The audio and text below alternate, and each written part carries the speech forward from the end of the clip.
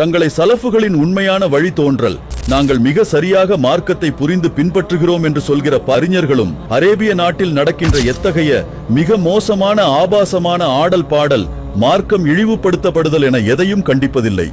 ஆனால் காசா மக்களோ ஈரான் மக்களோ செய்கிற யூத எதிர்ப்பு, அறப்போரை கிண்டல் அடிப்பதையும் விமர்சிப்பதையும் முழு நேர பணியாக வைத்திருக்கிறார்கள். ஈரான் சும்மா வாய்ப்பேச்சுதான் பேசுவான் என்று சொல்கிறார்கள்.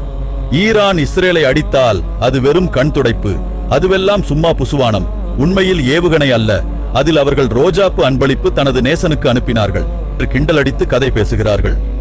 கண்மூடித்தனமான எதிர்ப்பும் தக்லீதும் முற்றிலும் அவர்களை மடையர்களாக மாற்றிவிட்டது. அல்லாஹ் போதுமானவன்.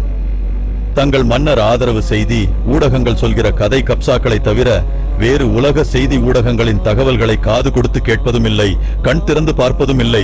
அல்லாஹ் வழிகாட்ட போதுமானவன்.